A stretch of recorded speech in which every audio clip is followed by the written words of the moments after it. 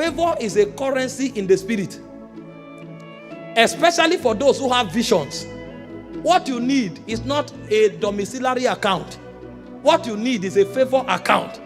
You can have a domiciliary account that will be dry for 10 years. Have favor. What will make or move a man to leave his relatives to help you is not the color of your skin.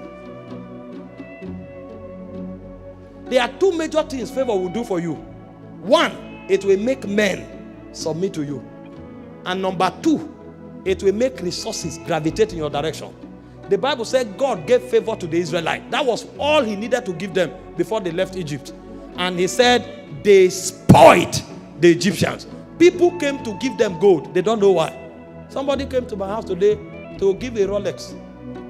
She said she will give it next week. But she couldn't sleep. She couldn't rest. That thing, that oil, that perfume made it impossible for her. She will roll. When she couldn't sleep again, she said, I'll give it now. I'll give it now. Where are you? It's like she lost her sleep. And if I tell you how many things have come to me this year only, some people have not received it in 10 years. It's not because I'm a pastor. It's because I have favor. But one of the ways you provoke this element of favor is by fasting. A man who fasts is like aromating himself. When you come out, something will happen to you. Let me read you a scripture so I don't overstretch it. Esther chapter 4 verse 16. Now, in those days in Shushan, the king is so big, he had over 120 provinces. Those were the days when if a king wants to celebrate birthday, the birthday of a king is for 3 months. They will celebrate from one province to another. By the time they go around the whole provinces, birthday would have been 3 months in celebration. And so because of the things the king has to attend to, even if you are his wife, if he doesn't call you into the court and you enter, you will be beheaded. That was the law of the land. And then there was a manipulation to destroy Israel. And somebody needed to see the king before the time of the verdict that was given. And so the only thing you would need in order to break those protocols will be favor. But these people were wise. And this is what the young maiden said. Esther 4 verse 16. He said to Mordecai to tell the Israelites, he said, go gather together all the Jews that are present in Shushan. He said, fast ye for me, neither eat nor drink for 3 days or 3 nights. I also and my maidens will fast likewise. And so will I go into the king, which is not according to the law. And he said, if I perish, I will perish. Because if you violate that law, you will perish. But she was trying to provoke something that will authorize her to break protocols. Now go to chapter 4, verse 1. 5, verse 1. And see what happened. Somebody wants to deliberately break protocols. What kind of audacity is that? You see why when a believer is complaining, the angels are wondering, have you read the Bible? Have you not seen the things that happened before you came? How can you say people hate you? How can you say you are not favored? See, some people think the reason your message is accepted is because it's on every platform. They now pay and put it on every platform. Nobody will now click. You don't know spirit. Some people think the reason your message will be heard is because of the intelligent exegesis. And so they are explaining Bible with Bible, scripture with scripture. If they want to explain one thing, they use 24 scriptures. And they are explaining it. And when you finish, nobody will look at it. The reason men will have your time in this busy world is because favor will stop them. The reason men will give you attention is because something will be on you that will make it impossible for them to neglect you. The maiden knew this. And so she deliberately wanted to break. See, power is beautiful when it doesn't happen by fluke. When you can make it happen. You can make it. You know what to do to make it happen. That was the demonstration of the excellency of the spirit that was revealed here. That somebody tells you, you are finished. And you say, no, I'm not. I'm not because I trust anything, but I know what to do. Somebody tells you, you will be kicked out. And you tell yourself, I can never be kicked out. Not me. And you know what to do. And you do it and get the result. Such was the demonstration that this queen showcased here. He said, now it came to pass on the third day, the moment fasting was over. He said that Esther put on her royal apparel. Are you seeing something? She put on fasting before she put on royal apparel. Some people are putting on royal apparels without fasting. You are going for the job interview, you wore a suit, ironed your shirt, and everything was fitted. The moment you enter, the person who is interviewing you will say, Kai, if I employ this person, he will kick me out of this office. And even though you qualify, he will reject you. The suit that looks excellent will be the reason why you will not be employed. Because you have put on the royal apparel without putting on fasting. You bring a proposal and they now read it and say, my God, so this kind of thing is possible. They will say, get back to us. They will go and change the title of that proposal and turn it to their own. You don't know this word. You don't know this word. They will turn the proposal to their own and tell you, you know, we can't fund that project. After 2 months, you will now see your project with another name flying. Is this not my project? Yes, it's your project, but they bought it over. He said, now it came to pass on the third day that Esther put on the royal apparel and stood in the inner court of the king's house, over against the king's house, and the king sat upon his royal throne in the royal house, over against the gate of the house. Go forward.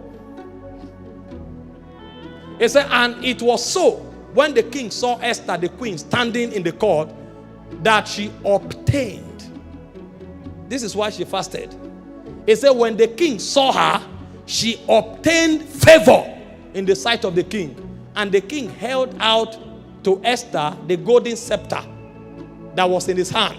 So Esther drew near, and the king touched the top of the scepter on her. Now, this favor is not English. Oh. See the impact. Hear what the king said. It is foolishness to utter such things. But when favor is at work, men actually become foolish. He said, the king said unto her, what will thou, Queen Esther? That is, what do you want me to do for you? And what is thy request? She has not asked. He said, it will be given thee even up to half of my kingdom. A man is not just willing to give you a gift. He wants to divide his kingdom. If you want to be a co-king with me, I will give it to you. What did she do? She fasted. You'll see why you have spoken the whole English for 2 hours. They say, okay, wait outside. We'll get back to you. And you have been waiting for 7 months. Because you didn't add fasting to your oratory. You only came with lingo. Thank God for Queen's English, but spirits don't hear it. How can a king tell you, I will give you up to half of my kingdom if you ask? What did you come with? I came with favor. How did you generate it? I generated it through fasting. And so when you are fasting, instead of being mindful of time, be mindful of favor. When that fasting begins to affect you, tell yourself, I'm submerged in favor. I'm submerged. Favor is beginning to rise on my inside. And when you step out from that fasting altar, you become audacious because you know you have done something. And that thing you have done has an implication. That implication is a provoker of favor. You see why believers are defeated. They are not doing the things that are available to them. You now fast in January for 21 days. You exhaust the favor you generated in February. Meanwhile, your warfare began in April. By the time battle starts, favor has finished. Don't your perfume finish? Do you buy one perfume and use it for 10 years? No matter how powerful. And so if you want favor to be constant, you will keep fasting constant. This is what believers don't know. They are just quoting scriptures. It's not every scripture you quote. Somebody will now come and see this and say, because Esther had favor, I had favor. Do you have 3 days dry fast? This thing was provoked. Romans 15:4 said the things that were written aforetime, they were written for our learning, that we through patience and comfort of the scripture might have hope. So next time before you go to see the senator, take a 3 days fast. Don't just throw there with your diary. Don't throw there with your proposal. Go there with fasting. That's why we teach like this. To teach you how to dominate life. Next time before you open your shop and start the business for the year, put 7 days fast. So that when you open that door, even when your billboard is not working, the angels will invite them. Because it's not everybody that will seek you through advert. Some will not know why they came. If you ask them, they'll tell you, I don't know. A brother walked into this place the other time and we said, what happened? He said he doesn't know. He was just walking and he came in. You can't depend on all you are doing to succeed. You need something supernatural added to what you are doing. And so there are some physical activities that have spiritual implications. And so if you want to go ahead in life, instead of doing only the physical activities with physical implication, add physical activities that have spiritual implications. The Bible said when Aaron and Hur held the hand of Moses, Joshua was winning. That's a physical activity with spiritual implication. The same way, fasting is a physical activity with spiritual implication. Too many persons are dry of favor. They have the best of ideas, but there's no favor in their lives. And so the people that should help them are asleep. They gave us the land, 1.5 hectares in Uye. Estimated to worth at least 1.8 billion. And then we said, okay, because we can't pack in quick, let's build a 2,000-seater auditorium first so that we can move in and then we'll start our project. And somebody's thrown to look at the land. This is the land that was given to you. What do you say you want to do? I say, we want to build a 7,000-seater auditorium. But because of our time, we want to do 2,000 first. And he said, okay, I'll get my people, we'll build it in 2 weeks.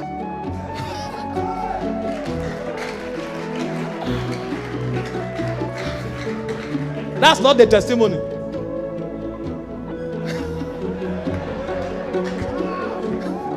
We will build it in 2 weeks. You know the cost? It's more than 200 million. As if that's not enough. As he now came, let's see the land so that we can bring stuffs to the field. Bulldozers are. He now saw 2 hectares by the side. He said, about this one? I said to her, we don't know who owns it. He said, okay, I will call now. Let's find out the owner, so we'll add it.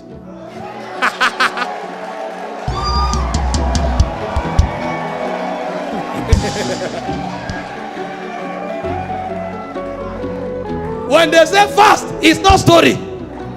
So my work is not to carry cement. My work is to fast. And so when I'm fasting, angels are walking. And I told my friend, I said, I don't know what God is telling him, but God should keep talking. You don't know how this realm is controlled. You don't know.